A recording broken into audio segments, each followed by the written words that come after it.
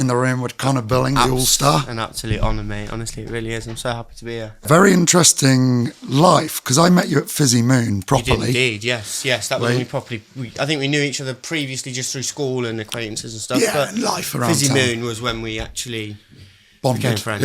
Yeah, probably. And you were out in the bar as well, but you were chefing there. Yeah. And since then, now you are doing DeliveRoast. Yeah, so I started DeliveRoast probably February this year, to be fair. And it was kind of just impulse, batshit crazy ideas I had over the weekend. And I was kind of like, had a really stressful week at work. And I was like, can't be asked to be working for the man anymore. And I don't want to do this. I'm going to start my own business. And then I put a post up on Facebook, and within 3 or 4 days, it just went absolutely mental. And I mean, the first few weeks, it was literally just cooking for family and friends. And I wasn't really charging much. It was just more feedback. And we've sort of gone from strength to strength. An absolutely incredible year for myself in terms of just like self-progression and business progression as well. And in terms of learning curves. And we're helping a lot of people, which gives me a lot of life. I have a lot more time for my family and friends as well, which is mad as a chef, because for the last 15 years, I've just not stopped. Yeah. It really has just been sort of 7:30 in the morning till 11:30, and then you go from work, you go have a beer. Do you know what I mean? So you're not getting home till 2, 3 o'clock some nights. And so you don't have any time for really yourself, your family, your friends, anything. So it's given me the freedom to enjoy life a little bit more as well. Been on more holidays this year than I ever have. Yeah. I literally got back last night from Spain, the Canary Islands, so yeah, it's good. I'm enjoying life a lot more. It's allowing me to be yourself. Yeah. See life for what it is, really. Yeah, exactly. Yeah, it's great. It really is, mate. Sounds amazing. Honestly. You took a leap of faith then. Yeah, well, yeah, February. it was like I said, it was sort of just an impulse thing, and then it got a bit of traction, and then obviously power of social media is incredible, and Facebook, and I've always had a very good support network in Leamington, always. Yep.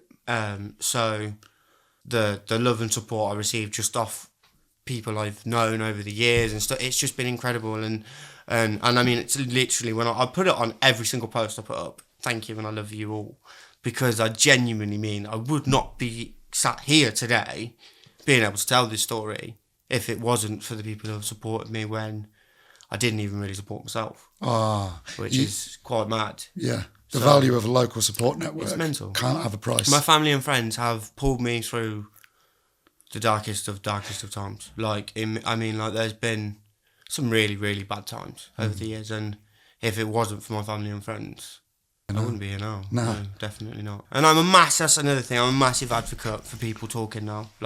Men's mental health is a massive thing for me. Right. I mean, mental health in general is a massive thing for me, but I've seen a lot over the last few years, especially being a chef. I work in a very male-dominated industry.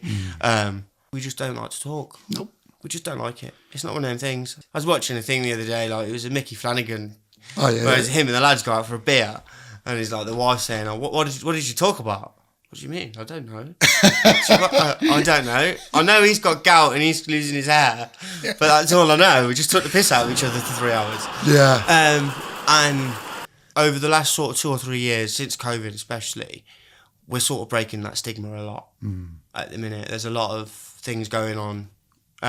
Minds Matter football team actually is a massive thing. I started playing for them a few weeks ago. Oh, wicked. They're incredible. So they support massively for men's mental health. So yeah, it's a great thing to be involved with, and it's also another platform to help other people. Yeah, and that's where I'm at in life at the minute. I want to help more than anything else. Yeah, be part of the solution instead of the problem. Yeah, exactly. That is such a good way of putting it, yeah. It's nice to be in a position to help, and it's nice to be in a position to feel good about it as well. Sure, man. Because a long time I felt like I just owed the world. Right. Like, it was, I did a lot of charity work. I've done a lot of charity work over the years as a chef, and a lot of it was like, I used to do stuff at Christmas, and this, I'm not even afraid to admit this, I used to do stuff at Christmas a few years ago, and I used to say to family and friends, I only really do this at Christmas because I'm an arsehole for the rest of the year. It kind of makes up for it. Oh yeah, okay. But it doesn't, and it's not one, and it's such a wrong way to think, and it just shows how backwards my thinking was back then, and like now it's a case of I just want to help because I want to help. Yeah. There's nothing in it for me anymore. There's no self-gratitude in it. I mean, it's great because I do sleep a lot better at night, and I mean, my family don't worry anymore.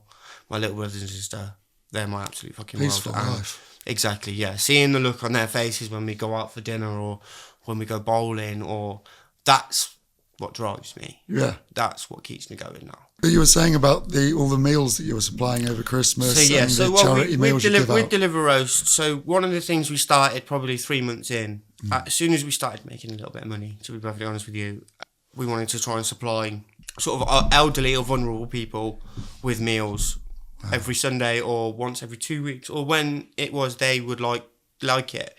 So we spoke to a few local charities, and I had a lot of people contact me on Facebook and nominate certain families and certain people, and it was quite a hard thing to do, to get in contact with these families and actually say, look, I'm really sorry about your situation and I'm sorry to pry, but if you need the help, it's there. And the response in just actually telling someone that the help's there when they need it is mad.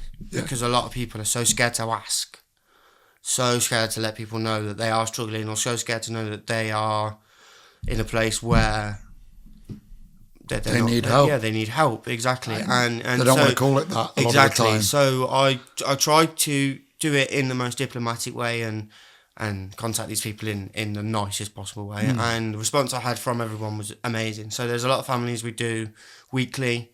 There's a lot of people we do weekly. There's a lot of people we do every other week. There's a lot of families that have one every month, and it's like their treat for the month. Of course. But that was a big thing. That's been going. And then I actually stopped doing delivery because of some of my own mental health problems in August. I actually stopped doing DeliveRoast for a few months. And during that time, I had a few months away, and I had a lot of time to think and stuff. And it comes to Christmas, and I was like, right, let's get back at it. Let's get back out on it. So I did the whole post about the beef Wellingtons and roast turkeys and everything for everyone if they want to pay for it. And it's like and I had good interest in that. And we did maybe 70 paid dinners on Christmas Day, but we did 220 in total. So there was 150 that were free. Wow. That we delivered ourselves. Wow. My best friend Claire and my little cousin Warren were in the kitchen with me from 10 o'clock in the morning. Awesome. They, my stepdaughter Rhiannon was peeing in spuds. My mum was running around in buckers trying to get all the stock for me because I was at work. It was a full family That's operation. Amazing, yeah. And that's, I think that was the biggest thing with DeliveRoast when we first started, was it was at home and it was a family thing. Started from home. Yeah, right. It started literally from home a kitchen at home. Love that. So it was mad, mate. Like the amount of times my oven would trip out. What an inspiration for How people. mad, mate. My oven. Wow. We were doing like 70, 80 roast dinners from like a kitchen that was about twice the size of this table. Just a normal oven in the kitchen that kept tripping out. The top oven. So I was trying to use that. That kept tripping out. So I got everything on the hobs. I had slow cookers out. I had induction hobs. Man, you made it work. We made it work. My house was an absolute fucking shit pit for 3 days. Wow. Just for me trying to coordinate and work out what we were going to do on a Sunday. So like I would start organising it on a Friday. Yep. And then by Sunday morning I'd have it. It was all by text. Everything, yeah. I love that. Everything Just went use through. What you've everything got. went through Attitude WhatsApp. is so great. It was, and to be fair, it really done me over to start with because I used my personal phone number. There was friends that I just didn't have contact with for weeks because I was just losing their messages because it was just getting that many through for the WhatsApp. Of course. By April, May, on a Friday afternoon, midday, between midday and 6 p.m, I was sold out. Wow. And that was simply because of the capacity I could do from home. So we moved to a bigger kitchen. Of course. It's been a whirlwind since we got into a bigger kitchen. The bigger kitchen's helped us massively. Meant we could do a lot more people. The equipment in there was a lot better. The kitchen was completely refurbished before I walked in it as well. So everything in there was brand spanking new. Oh, lovely. The people who run the kitchen and run the place that I work, they're incredible. They won't want me to put them on the podcast. I know they won't. That's fine. But they're incredible. Yeah. They've helped so much. And that's what I keep saying about my support network. Even when I started my own business, the support from people that I didn't really know, they could just see sort of potential. And then obviously, so Christmas happened.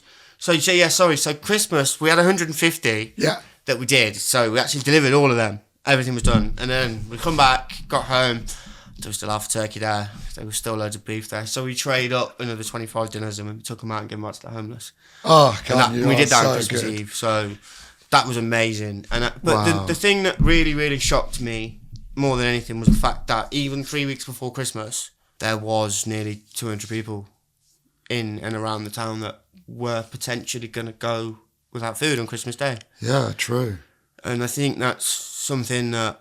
And have no one or nowhere to offer it until you did. I mean, I think there was a lot of places offering in Leamington. I mean, there was so many people doing a lot of good things in Leamington over Christmas. It was just the knowledge, and I think the knowledge the people... And also the thing I was saying earlier about people asking for help. A lot of people would rather just struggle than go and actually... Whereas yours is very discreet and it was approaching a traditional business like DeliveRoast instead of going to a help bank or something is... I think there's a lot... It's more like getting a freebie from a restaurant. Exactly. You wouldn't turn that down. And that's the approach I was giving as well. It was like, look, I'll cook a fucking banging dinner. I'll cook a banging Sunday roast. Just let me feed you a good one. Have a few for free. Have one. I love that. So, we did that. I had that collab with Bradley Hunt a few weeks ago. I saw that footage on TikTok. The guy is absolutely amazing. Isn't he? He's an absolutely amazing character. I mean... I want a roast dinner, but I don't want to go out and I don't want to cook it myself. So introducing DeliveRoast. It's based in Leamington Spa. We went for 4 mains, fish and chips, steak and ale pie, and 2 vegetarian roast dinners. We've got sides, it all came packaged nicely, no spillages, gravy, roast potatoes, stuffing, and cauliflower cheese. Absolutely gorgeous. Get that gravy on. Let's do a taste test. Oh, it's absolutely stunning. I can't get it down quick enough. No one wants to see me eat, but it's absolutely stunning. Don't forget sticky toffee pudding and chocolate brownie. There's other desserts available. Great value for money. I'm absolutely stuffed. We're both from Leamington. He literally his family live up the road from where I live. So it was pretty cool, to be fair. So yeah, he did. His post was wicked. Yeah. He got me a lot of traction as well, which helps massively. I mean, he's got 500,000 followers on TikTok. Wow. It's wow. And that's where he put it. He's naturally so funny from what I've seen. It's just because I'm about to go down like the fucking Titanic, you bastard. I'm just falling in the fucking canal. Do you reckon this crispy roll feel the floor drops below you. I thought I was going to hell.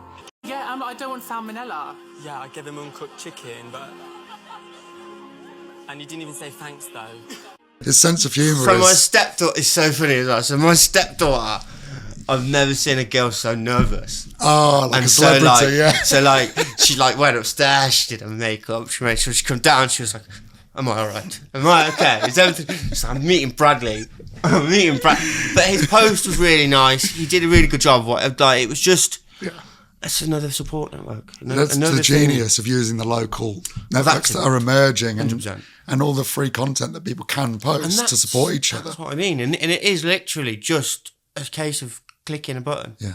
How are you funding the meal? So it's all just from the profits of the business. You just pay for... So Christmas was different. So Christmas we had some donations. Oh, lovely. There was a lot of people who actually paid meals, who did the meals, who bought, that we were delivering to on Christmas Day, that had paid for their meals, that had sent extra money and stuff, so which helped cover the cost of everything. I had a little army of... I won't even lie. So I went into Booker's and bought loads of veg, spent a lot of money on veg. Yep. And I walked out and I was literally filling the car up, and this old lady walked up to me and went, you know, in Aldi and Sainsbury's and everywhere, it's 8p veg. And I was like, no, what are you on about? So they had a big thing on over Christmas, for 4 days over Christmas, where all the vegetables were 8p for a bag. What? Because the carrots, the potatoes, everything. So I went into Aldi with a team of 5 people, because you're only allowed to get 6 of everything each. So we all went in there and we were walked out with 30 bags of sprouts, 30 bags of carrots, 30 bags of potatoes. And I was like, this is going to feed a lot of people for not a lot of money. Yeah. So then we focused a lot more on the meats, which meant we could... So a lot of people had a decent turkey dinner. Amazing. And there was a couple of people that couldn't have turkey that had lamb. And there was other people that couldn't have lamb that had gammon. And it gave us the freedom to actually buy the meats to be able to give the people what they wanted on Christmas Day. Of course. Which was the biggest thing for me. Was just making...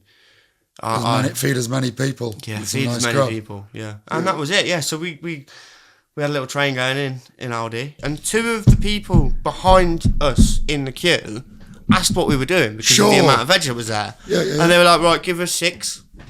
Oh, give really? us 6. So it was 2 random people who didn't even know in Aldi. They just jumped on as well. Just jumped on straight away. There you go, £2. Why not? What's £2? And with the amount of food that's going to feed. It's crazy.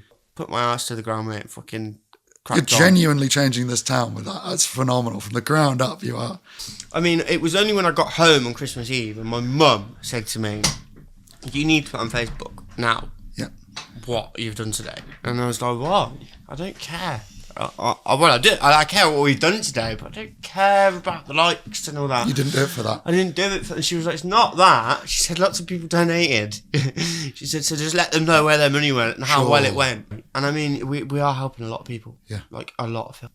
Obviously, I think the main reason in me having the vision and the aspect and the way I'm thinking about life at the moment is because of the bad... Like I mentioned, I touched on a little bit of negativity in my past, and I mean, I won't lie, my childhood was great. My family are amazing. I was very, very unfortunate of when I was younger. I was a child, and I lost my dad and my granddad within the space of a year. Everyone knows that. Yeah. It was very fucking apparent for everyone to see at the time. So that I lost my way for a long time. And when I say I lost my way, I didn't even know which way I was going. There wasn't a way in it. Like I didn't lose anything other than myself because I was just oblivious. Yeah. To what I was doing to other people, to what I was doing to myself, and I hurt a lot of people. I did hurt, and I'm not. I know that. I mean, I'm 31 years of age now. Yeah. And my friendship list on my phone will show you how many people I hurt growing up. Right. There's not very many people that I'm very close with anymore because of the way I acted growing up. Sure. I'm very aware of that. And I'm very aware of the people that stuck through by me and stuck with me through the shit that I put a lot of people through growing up. Which is why I'm so grateful today to have the people around me that I do. And it's just another reason why I thank I thank everyone so much, because sometimes I feel like I don't deserve it. And I do more than do. And I do genuinely feel like sometimes I don't deserve it. You taking accountability for all that stuff is like such a massively difficult thing for anyone to do. I see so many people avoid it in their lives.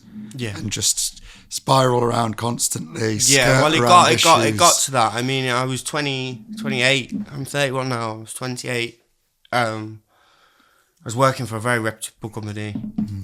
I had a very good job, really, really high in the company. I was doing really well, and my drinking and my usage of everything else that came along with drinking, it got to a point where I wasn't able to control it anymore. Like, I mean, I was drinking from morning till night, and if I wasn't drinking in the morning, I was shaking, I was dry retching, like full withdrawals every single day, every day. If I didn't have a drink, it was painful, and it's a lot of things people don't understand about an addict or an alcoholic is that it's painful when you don't have one. Right. And I was at that stage, and I mean, they say silver linings or whatever they are. Whatever happened that night, there was a night where I went out and I'd had a lot too much to drink. I'd taken drugs and I got into a car and I crashed. Yeah. And I woke up in a police cell. And the thing that scared me more than anything was I seen there was so much blood, but I didn't know whose it was. Huh. But I honestly didn't know if it was mine or whether I'd killed someone or what I'd done. It was it was the most frightening moment of my entire life.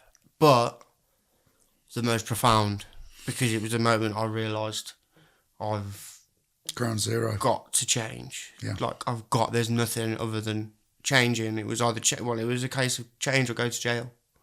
Right, and it was, and I did a lot of work with Change Grow Live in Leamington, and they're incredible. I mean, they say attraction rather than promotion, but promotion, they need it because they're incredible. What they do is amazing. They help a lot of people. So I did a lot of work through sobriety. That is the aim of it. Yeah, to get them sober. So I worked with them for a while. I mean, I started with them in October of 21. And then by March, they had found me a place in rehab in a treatment centre which was away from everything. So right, not in Leamington. No, I went to Burton-on-Trent and I was there for three and a half months, away from everyone, everything, with no phone, no nothing. It was take you straight back to basics and strip you bare and rebuild you. I'm not afraid to say it saved my life. It saved my life. there's been struggles since. Yep. I mean, I've probably faced fucking more hardship since I come out of rehab, since before I went in. But I kind of know how to deal with it better. See it coming a bit more now. Yeah. I mean, I'm not perfect. I'll never ever tell anyone I am. But I try. Yes. And I try my hardest. Yep. Yes, I've changed.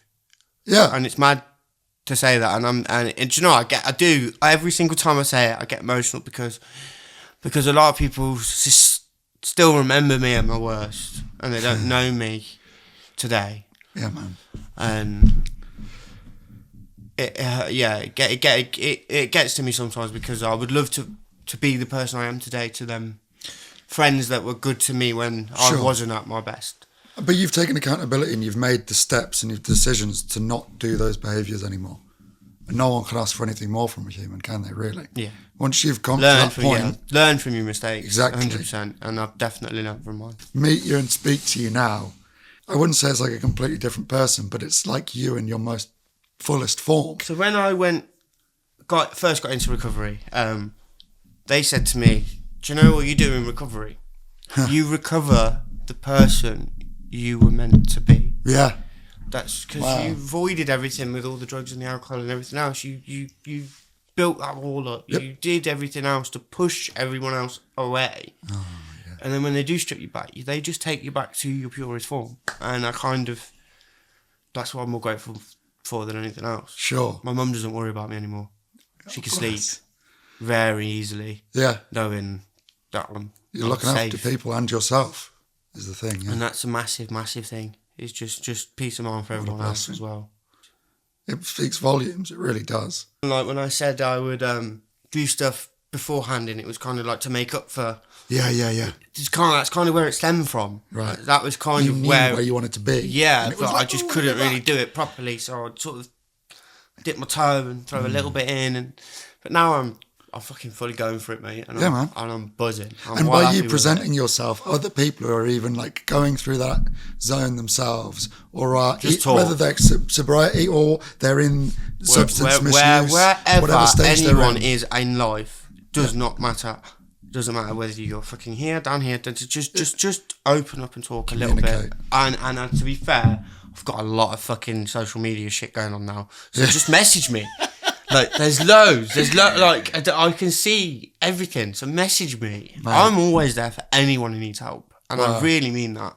Like, I genuinely do. It's hard, and it's hard to break the stigma of men talking and whatnot. Yep. And I kind of hope a little tear here tonight's fucking shown that it's all right. Yeah. Because life isn't easy, man. You are one of those people who's just so good at empathy, I think, and connection, like genuine emotive connection, which creates a vulnerability as well. And now you've got that under control. Like, what a superpower to have, to connect with people you do. It works massively in my favour when it comes to, like I said, like my best friend was saying to me the other week, my approach to people is what allows me to gain so many people to accept my help. Yeah. Because I never pry or ask questions, or you're doing good without realising you're doing good, and that's probably the best way to be. Yep. Because what a great gift to give someone as well. No matter who you are, a meal bought and paid for and cooked for, you can't get better than that. That will reduce people's stress, whoever they are. And if you reduce the stress, it also allows you time with family that you might not have had previously in the week. If you can't, that's another thing I was thinking. Like, another thing is, like, what if that is their one family meal a week that they actually fully get to sit down and have together? That's huge. Just for a family, that's huge. Yeah, it is. Because, as you said, the support network that builds later on in their lives. And that's exactly where I'm at. And that's the knock-on effect. 100%. So you were, how did you go from rehab to the point of DeliveRoast? So I left rehab, and the rehab I went into had 3 different recovery houses. So, like, they were like dry houses, basically. Okay. So you'd go into them, you'd move out of rehab, you'd go into one of these houses, you'd still get breath flies every day, get drug tested every week. They just sort of, it was like an extra support network after you left rehab, just in case. So I thought I needed the dry house because of how bad I was before I went away. I was in the dry house for 5 months. They helped me get my own flat in Stoke-on-Trent, and I was there for just over a year. And it was during that time I did a lot of work in the recovery community, and you could that was sort of what made my heart grow. I think more than anything was because there wasn't a lot I could do. I couldn't work. I was off. I was still signed off work for the whole year after I left rehab. They didn't want me to go back to work or anything. So I was signed off work. I couldn't go back to work. I couldn't do a lot. So a lot of my time was just meetings, going to coffee mornings, meeting other people in recovery, and I built a massive support network, and I helped a lot of people as well in Stoke. It was great, and it made me feel really good, really, really good. And then, unfortunately, some personal issues happened back home, back in Leamington, which made me make the decision that coming home was the right thing to do. And it was also the right time. I mean, I'd been away from Leamington for 18 months. I was completely sober, 100% sober. And I was probably the strongest I'd ever been. So when I first come back, a lot of people didn't recognise it. I looked like I'd eaten myself before I went away. I went into rehab 9 stone. I left at 14 and a half. Wow. So, yeah. I'm a healthy 13 now, so we're all right. Yeah. Well, they helped massively, but it was when I come back, I was bored more than anything, so I started doing a lot of agency work, chefing again. Yep. And that didn't help, being back in that sort of environment. It's interesting testing that, isn't it? Yeah, When you've so let go of it was everything, kind of what stimulates stuff. a big crash course in about 3 months of what I can and cannot do. Yeah. Which was also good for me, because I now know that working full time in a restaurant or in a gastropub is not where I need to be. So I found a job now where they value me. I really enjoy my work at the moment. The company I work for are incredible. They've helped me so much over the last couple of years. Yeah, it's nice to be able to give back a little bit to them, I think, as well now. Now I'm in a position to. I felt like I owed them for a long time. I mean, I kind of know now I don't. Like, we all move on in life, but there's certain things that happen that stick with you. And yeah. I think taking notice of your karmic kind of balance, I know it's a bit of a weird term to use, but I definitely, once I've accounted for stuff in my life and gone and changed, apologised, made up, paid for, I've found so much more peace. 100%. I think being very aware of that is a smart thing 100%. when you're in that. Definitely. Especially with someone like me, because I'm a huge overthinker. I mean, a lot of people are, but I mean, I'm fucking wild back for it. And I mean, if I let these thoughts linger, they just manifest into something that's not going to be good for me or anyone else around me. So, and once you've made up for it, when you look back at that thought, instead of having a bad feeling, you get a good feeling. Exactly. Because you go, oh, I did that thing, and then I did another thing, and they were fine with my apology, or I made up for it. And that's it. Yeah. Changes your whole brain. And that's another thing as well, since being in recovery, for me, has been learning to accept that people are okay with me. Yeah. That's been another mad thing for me, because I just sort of, you go around thinking, everyone thinks I'm an arsehole. Do you know what I mean? Everyone thinks I'm a prick. But, so yeah, getting my head around the fact that there were people out there that were like, you're alright. Yeah. I'm still here. You're okay. Yeah, I'm still here, bro. It's all good. Yeah. That was really hard to get my head around to start with. Cool. But it also shows I look at him. Huge to have people around who are like that, though, and are outspoken about it, and do stand by people who are up or down, left or right, wherever they are. And also giving them the space as well, because sometimes overbearing friends can cause a mutual So me and disconnect. my best friend Josh, me and my best friend Josh, we talk. Well, we don't talk unless we're taking the piss out. We send to each other like taking the piss memes. Unless we really need to talk, we'll talk. We see each other once every 3 weeks. Yep. And that's enough. He's my best friend in the entire world. And he's there, and that's what counts. And that's exactly it. Yeah. I know it, and it's nice to know that people feel that way about me now as well. Yeah. Knowing I'm there. That's a big thing for me, if they do need any help. And you've delivered on it, if you'll excuse the pun, in many ways. So let's go on to what your sort of future plans are then, I guess. And yeah, if you just want to talk about any future expeditions with DeliveRoast, what next year holds. Are you going to play it by ear? I'm going to play it by ear at the moment, I think. I've had a little holiday. I've had a week off this week, back at work next week, which I'm actually quite looking forward to be fair. The stability you were talking about earlier. That balance in life that I've got now is I need to be at work Monday to Friday. Yep. and then enterprising on the weekend. That's it, yeah, and then doing my thing on the weekend. But we've had a lot of outside catering events over the last, so like I've done a couple of weddings, I've done a lot of birthdays. The main thing for me in 2025 is, so I've spoken to a couple of the local charities and a couple of local schools and stuff, so I want to start doing maybe every 6 weeks where they get like 6 to 8 children from a school, maybe. It doesn't even matter where the children are at, whether they're underprivileged or not. It doesn't bother me. Like, I just want to be able to teach them a little bit more skills so they can start learning about the price of food.